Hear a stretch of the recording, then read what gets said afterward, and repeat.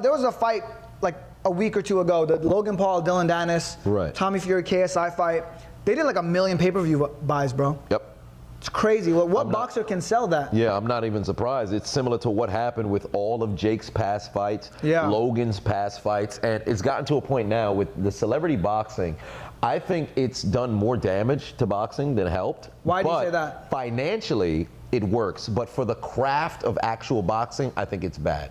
Because now you have people who will tune in more to watch the circus of guys who aren't professional fighters versus watching the professional fighters. So I think the days of the Mike Tysons, of the Muhammad Ali's, the Lennox Lewis's, the Evander Holyfield, all of these dudes who were absolute titans and warriors, they're being usurped in the attention, area, to where now people, you ask, yo, what boxing fight you want to watch? Somebody will be more inclined, a casual viewer, to watch a Jake Paul fight than to watch a Gervonta Davis fight. Well, what happens is a lot of it. Why do people watch boxing? You go to the root, right? You go to the root. No, it's a fact though. No, but even if you're in a situation where you gotta like say, all right, Davis Garcia did well. No, it did well, but then fight. like let's just say, because it's two big prominent names, but on a consistent basis, Jake Paul has no business being able to even be in the conversation for most sold fights. This is the way I look at it, right? But because they have attention, this is the way I look at it. They're good at attention. Right. Boxing is secondary. Right. Boxers are good at boxing. Right. Attention is secondary. Right. But attention is what sells fights. Right. So you look at WWE, which ones do the best numbers, or the reason WWE is so popular, right? Because I can't tell you how many times I watched WWE as a kid.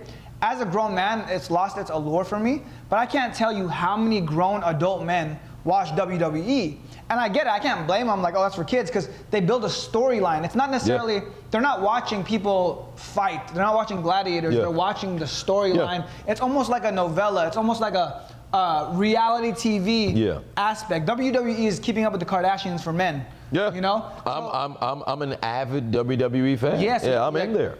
So it's this attention thing, and they're able to garner that attention. So with these YouTube boxers like Jake Paul, he picks his opponents like meticulously, but then he builds a storyline around it. He does a great job of advertising it. He pulls little stunts here or there. Whereas someone like a Gervonta Davis, he's not here to fucking do little tricks and pranks. Like, he's not a YouTube boxer. He's here to fuck someone up. He's here to kill you.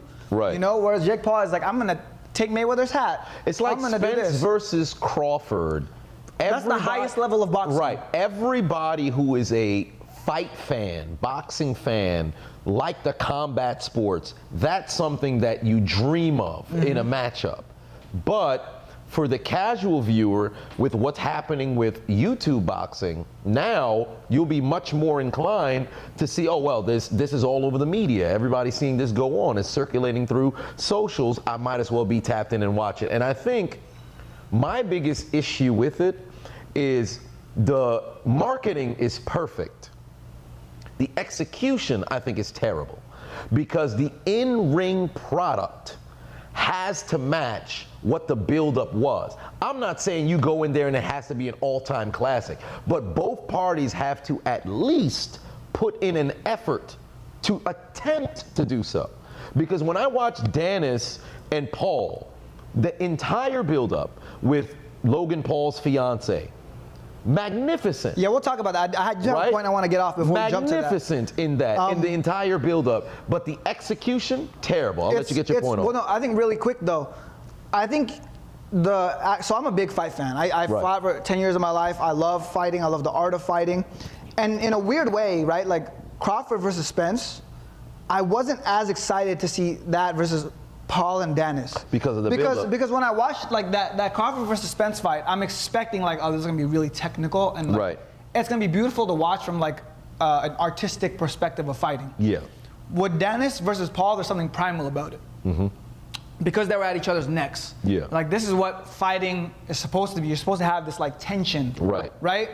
With it's almost like Danis versus Paul has almost like the same excitement, like Mayweather versus Conor. Right. That was one of the biggest pay-per-views of all time because they had that fucking adversity throughout the entire thing. They had adversity. There was a storyline, and then when they fought, it was a good fight. It was a good product and a good build-up. And I think there's also an element of unknowingness, perhaps. Yeah. The fact that you don't know what can happen. With the Danis fight, I'm like, I was excited. Like the Spence card, I was like, this is gonna be a sick fight. I'm gonna tune into that. Right. But I wasn't like, oh, I can't wait to watch them fight. Yeah. And then when you watch them fight, cause bro, what were your thoughts initially on that fight when you watched Spencer it? Crawford? No, not the Spencer Crawford, the Danis Paul. Oh, I was so disappointed. I was incredibly disappointed in Dillon Danis in particular, because we had talked a bit about the entire situation. Yeah. And with Dillon Danis and how he built up the fight based off of, joking about Logan's wife and her actions in her past, which for all intents and purposes, I think was fair game, because he didn't say anything that wasn't already publicly out there. And when you're fighting, Logan, you're fighting. Right, and you're fighting, and you're going to sell the fight. This is a great angle to take. I didn't like how Logan, was so taken aback and surprised, because I remember he was on his podcast at one particular point, and he had mentioned like he didn't know a bunch of these other stuff. So I feel like he was sidelined, but that has nothing to do with the fight. One way or another, or I should say sideswipe, but one way or another, my biggest frustration with the in-ring product of Dillon Danis was all of the talk to lead to this particular point, and he stepped into the ring without the willingness to go and fight. It's like he was begging Logan to come kick his ass, but then Logan was kicking his ass. So then what are you gonna do? You can't be in the fight. You're trolling when you're literally losing. It's one thing if you're having a good fight and everybody in the crowd's like, oh, it could go either way. There was, without question, by the fourth round, you're losing the fight. Yeah. You're getting beat up, and you're not punching. You're not responding. You're not counter-punching. You're not dodging or doing anything. So you're literally in there looking like the internet troll who's only powerful behind the keyboard. Especially if your background is in combat, because I looked at it very similar to the Tyron Woodley fight with Jake Paul. On the first fight, through the first 4 rounds, it was even, and then Woodley took the lead in the first one. After the 4th round, Woodley stopped punching. Yeah.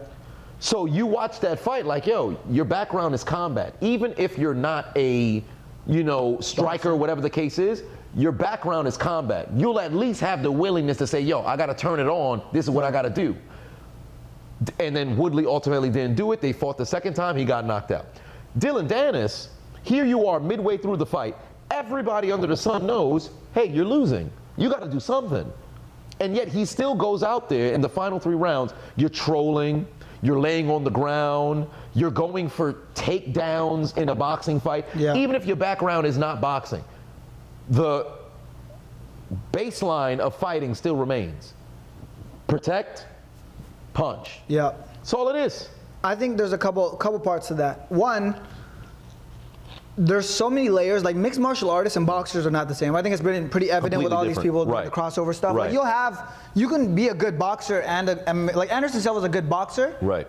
He's an MMA fighter, but he's a good boxer as well. But that doesn't necessarily carry for everyone. Like Dillon Danis is a jiu-jitsu guy. Ben Askren's a wrestler. Right. So it's like saying, oh, you're a football player, so you should be good at basketball. So it's like if you take like, I don't know, LeBron and make him play a football player, you're like, well, you're a football player, you're an athlete, you should be somewhat good at basketball. Right.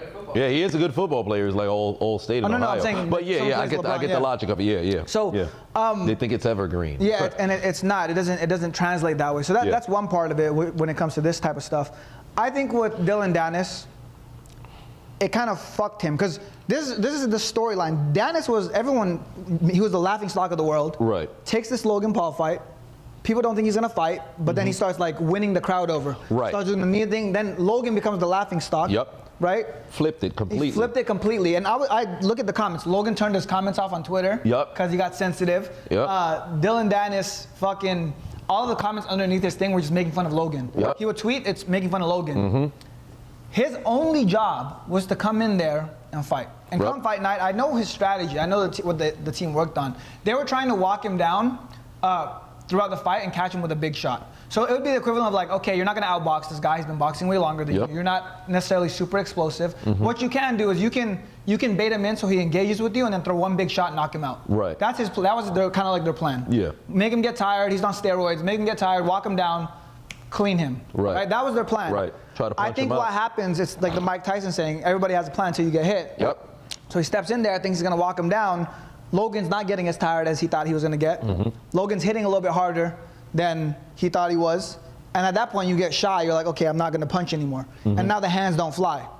And because of that, what happened is he went from being, oh, this guy's hilarious, he's killing him. Yep. And after the fight, I watched, because I think one of the worst moves you can make is he keeps talking shit. Yes, 100%. And now when you look online, right? You look online, the public sentiment has changed. Flip. He went from being like the laughing stock to then being like okay, you're winning, we want you to win, everyone's on his side. Yep. Then when they fought, you look at the comments now, and it's like, bro, you still have a headache from when Logan hit you. Yep. Like everyone's trolling his ass. Back. Yeah. And it flipped back because, and I think this just goes to show that ultimately at the end of the day, and I tweeted it, Danis is a poster boy for the internet trolls. Yep. But when it comes to like back your shit up, you get your ass whooped. It just goes to show that it doesn't matter. Like you could have been killing him, you could be talking about his girl, et cetera, et cetera. At the end of the day, it just boils down to like, who's gonna fight? Because if someone's making fun of your girl and you beat their ass, the fuck is anyone gonna say now? Right.